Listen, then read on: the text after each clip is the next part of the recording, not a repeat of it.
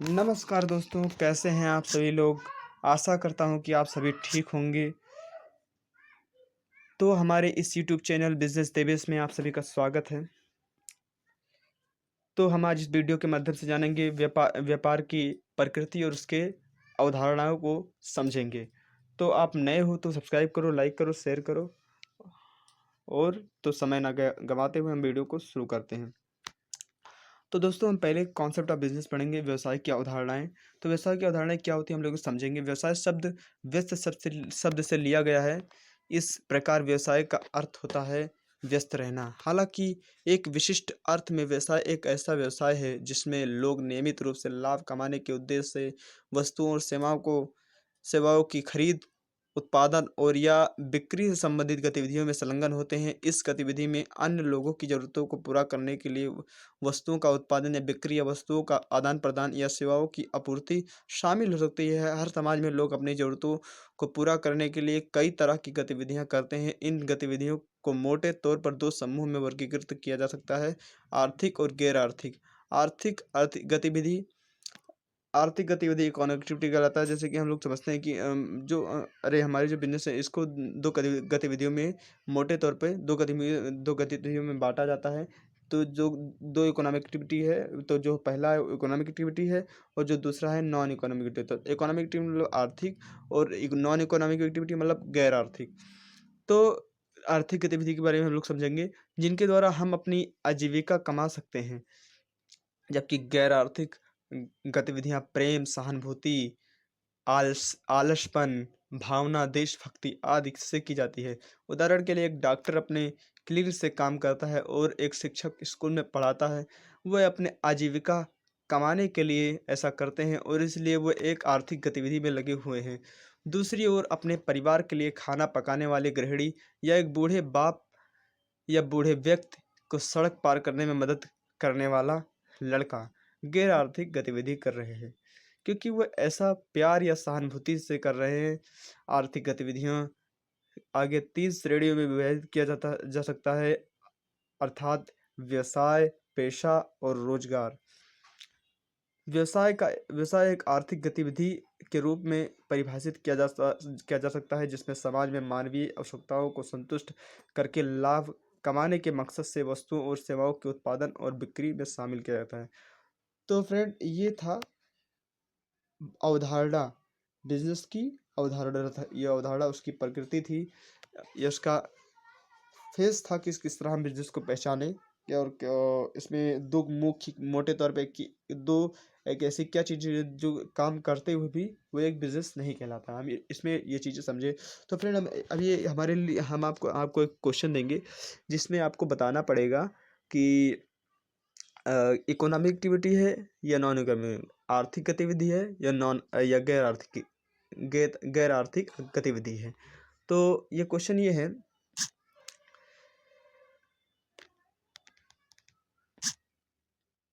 किसान अपने उपभोग के लिए चावल उगा रहे हैं, तो ये कौन सा गतिविधि है? आर्थिक गतिविधि या गैर आर्थिक गतिविधि? आप लोग कमेंट में जरूर लिखना, ठीक है। ओके, हम लोग नेक्स्ट अपने स्टेट पे पढ़ते हैं। तो अभी हमारा जो नेक्स्ट है वो है कैरेक्टरिस्टिक ऑफ बिजनेस एक्टिविटीज। उद्यम स्तर पर व्यवसायिक कार्य व्यवसाय में विभिन्न प्रकार के संगठन द्वारा निष्पादित कार्यों को एक विस्तृत शामिल है। तो हम ये इसकी शुरुआत थी। हम जहाँ तक अब इसके नेक्स्ट एपिसोड की तरफ बढ़ेंगे जिसमें हम लोग समझेंगे कि व्यावसायिक गतिविधियों की किस तरह हम समझें। तो अभी कैरेक्टरिस्टिक ऑफ बिजनेस एक्टिविटीज़ को हम लोग जहाँ पर जा रहे हैं पढ़ने, व्यावसायिक गतिविधियों की विशेषताएं। ये एक तरह का जो बिजनेस की एक्टिविटीज़ की जो है उनकी महत्वपूर्णता है, उनकी विशेषताएं। यह समझने के लिए व्यावसायिक गतिविधि समाज में अन्य गतिविधि से किस प्रकार भिन्न है, व्यवसाय की प्रकृति या उसके मौलिक चरित्र को उसकी विशिष्ट विशेषताओं के संदर्भ में स्पष्ट किया जाना चाहिए, जो इस प्रकार है। एक आर्थिक गतिविधि व्यवसाय का एक आर्थिक गतिविधि माना जाता है क्योंकि यह पैसे या सम्मान कमाने के उद्देश्य से किया जाता है, न कि प्यार, स्नेह, सहानुभूति या किसी अन्य भावना से।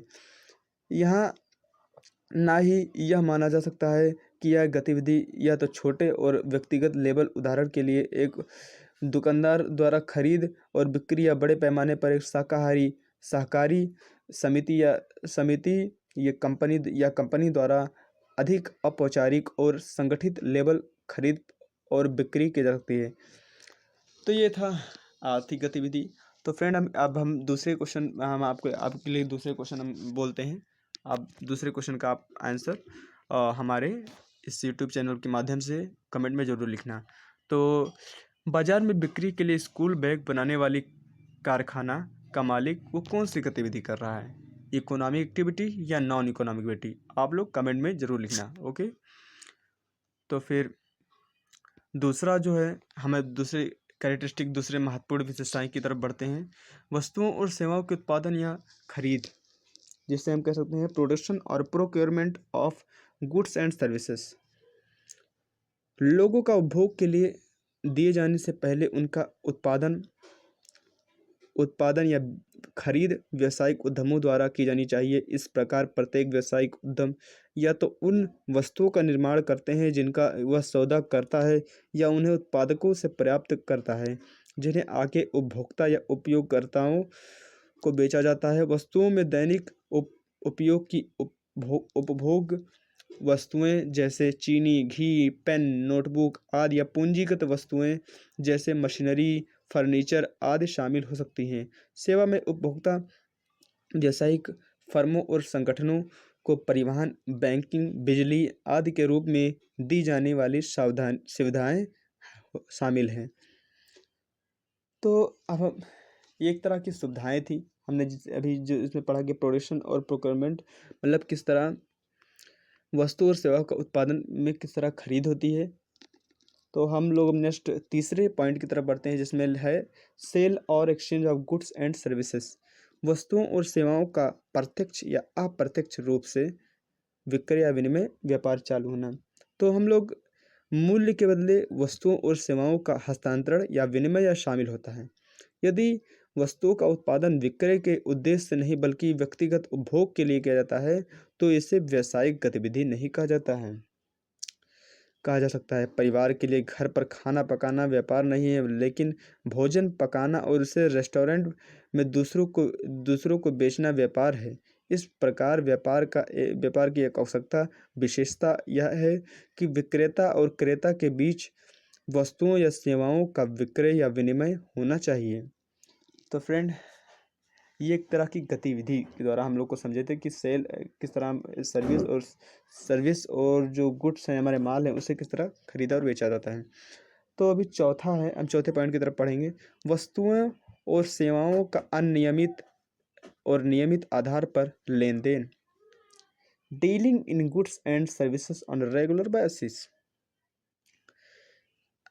जिसमें नियमित आधार पर हम वस्तुओं या सेवाओं का लेन देन होता है। इसलिए बिक्री या खरीद का एक एकल लेन देन व्यापार नहीं कहलाता है। उदाहरण के लिए, यदि कोई व्यक्ति अपने घरेलू रेडियो सेट का लाभ पर भी बेचता है तो इसे व्यावसायिक गतिविधि नहीं माना जाएगा, लेकिन यदि वह किसी दुकान के माध्यम से या अपनी निवास या नियमित रूप से रेडियो सेट बेचता है तो इसे व्यावसायिक गतिविधि माना जाता है।